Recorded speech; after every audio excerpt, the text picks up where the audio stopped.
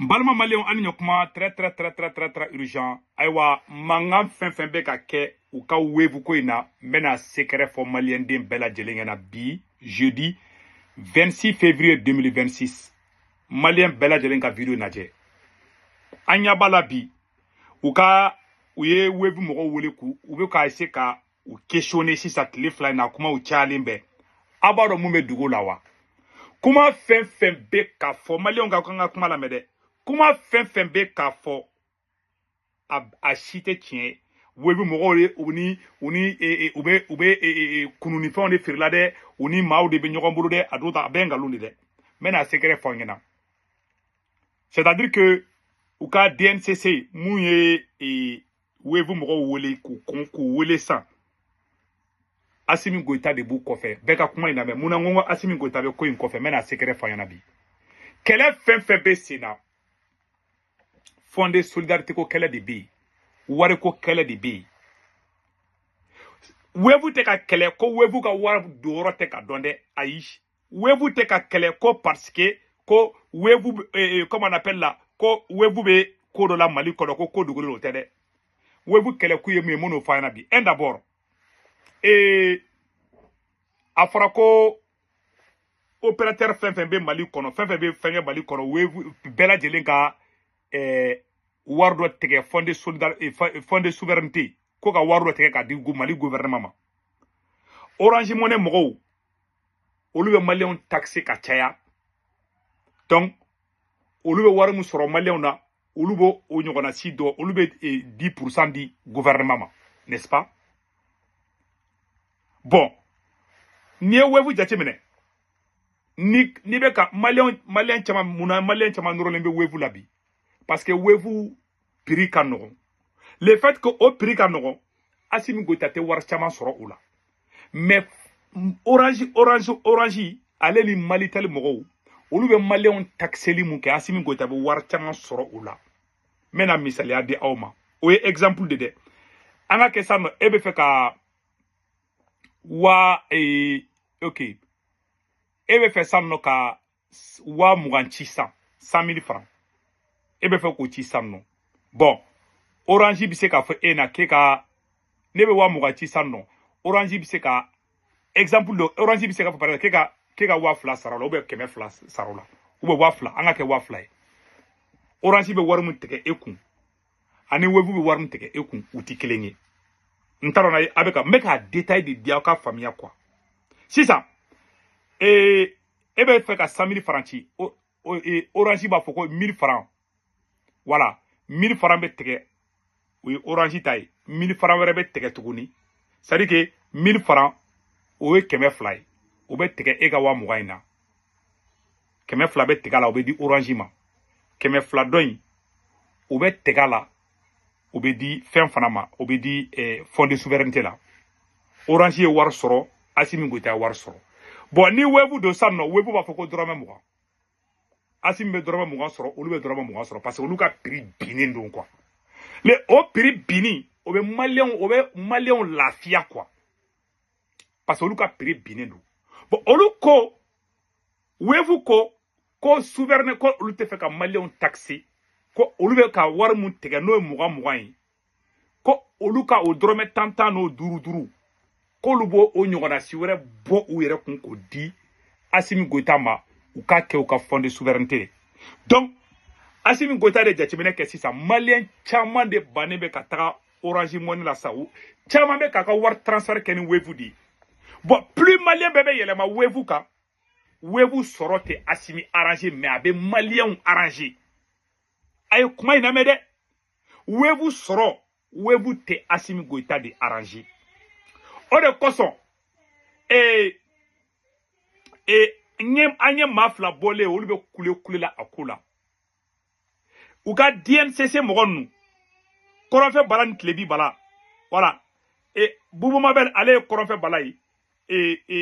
koronfe bala yi fenge Abdouñan ale klebi bala yi donc olu kalaban chief amadele ko ziri mere koronfe bala ani klebi bala donc olu kalaban chief fladi ou be nyogo nyagami quoi donc oye bubu mabel le koronfe bala Klebi bala ou Abdou Niang kalabanchi fla nonou donc olu be bo sisan olu be mission mun fana Abdou Niang ani Boubou Mabel olu boku mena tla ko ndadu oro fana donc c'est ça et wevu mogo be ka waramu mena malieu na Assimi Goïta be fait de 600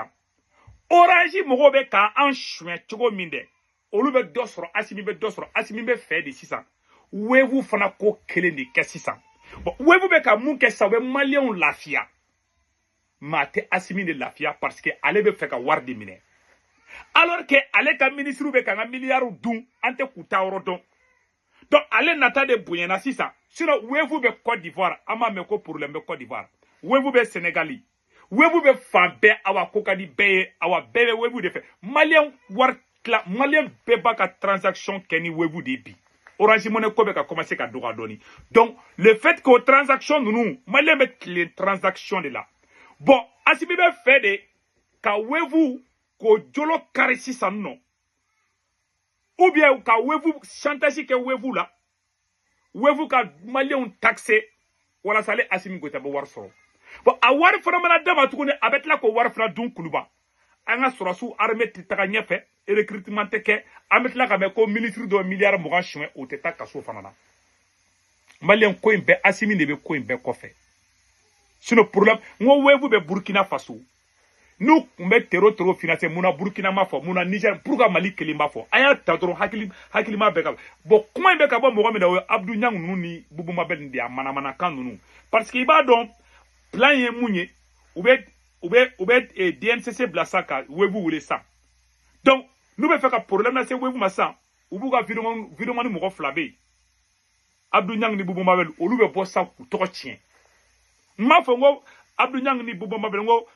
dili were bu ni Orange chere ça peut être possible mais oubet Assimi de kabara la imu che sur le te kadabla donc ou molora de parce que malien ma Assimi suit ni kelen ale Assimi ra de me ba clancher chima sonima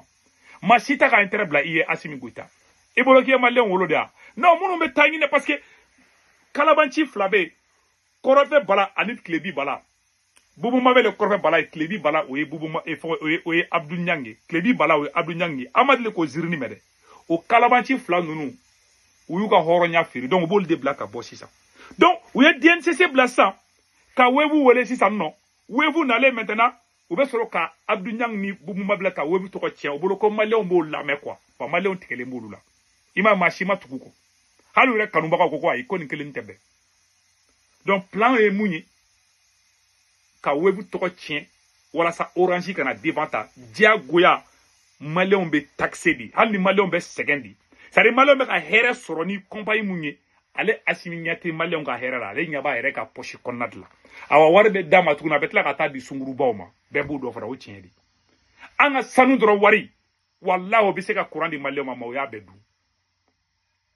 avion compagnie be batulu Niang bulu ne da fo yana metla ka na privu be ne da fo aya war bo rojime Assimi Goïta da dama c'est-à-dire jamana isra tien fo rodi ma ko munu be ka Assimi de me o be nya be tien la bi c'est-à-dire que webu be ka malien de malimi ke o ta Assimi Goïta nya sara la de ale ka jamana dongal da fi o tanya ebe ka war mu mene ko fo de souveraineté ebe fe ko do malien kelemina o compagnie keleme ka hera la se malien kelema ebe mu were no faibli ça veut dire que abaye ko de la te malikula donc wevu be ka kelen galon de kan wevu kele kumbe de flé parce que malien tlaje be ka war transfert ken wevu de ça o tali arrangé parce que oluka prix binendo donc il faut ka yele de quoi wala ça les frappe dosro parce que olu be war fitini munchi olu be doni dalima o be ale be jola quoi et parler nya bala tukuni ale ka plan ku yemu Orange Money ko lo manya donc il faut ka ale ka au plan de nyenabo o tse ka ben e bora ka fo Mali télévision sola ko 80 milliards ko chouena yani katiki noro wevula yani katiki noro femela ni Assimi Goïta kele Mali télévision kele bora ka fo ko 80 milliards ko chouena Mali kesula malien bela jeden kala me ali sine o 80 milliards o machani appel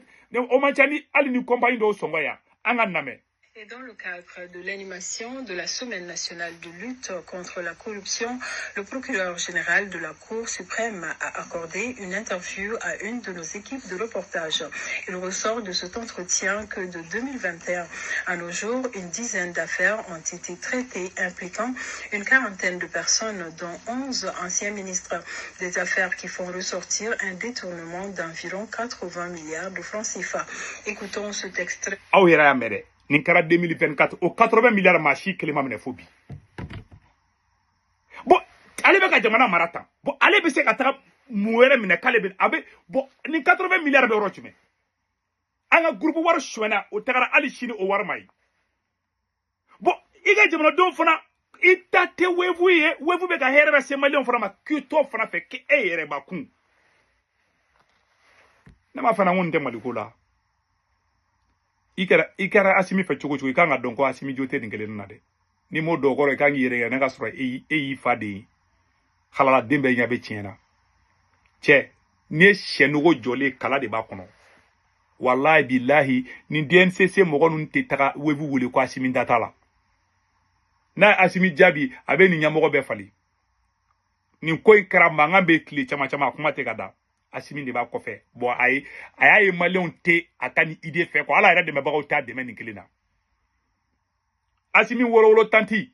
n'o ye Madina ye maliyɛn bɛɛ hali transition dɛmɛbaga si t'a fɛ mais Asimi bannen bɛ ka bila a bannen bɛ ka bila parce que a somɔgɔ de don c'est à dire cɛ tɛ maliko la quoi ni alikuranɛ cɛ a tɛ maliko la wallahi billahi kuma bɛɛ de fɔlen filɛ ɲɛna i ma wɛrɛ to malangolon ka da ya maa minnu qui ne sont pas honnêtes comme les Boubou Mabel Diawara les Abdou Niang olu a ka fɛn t'olu la quoi donc weevu tɛ compagnie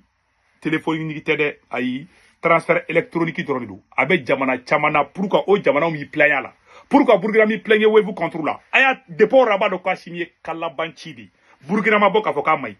u bɛ Burkina gouvernement yɛrɛ dɛmɛ na u bɛ Côte d'Ivoire gouvernement dɛmɛ na pourquoi e de kelen fɛ yen problème bɛ yen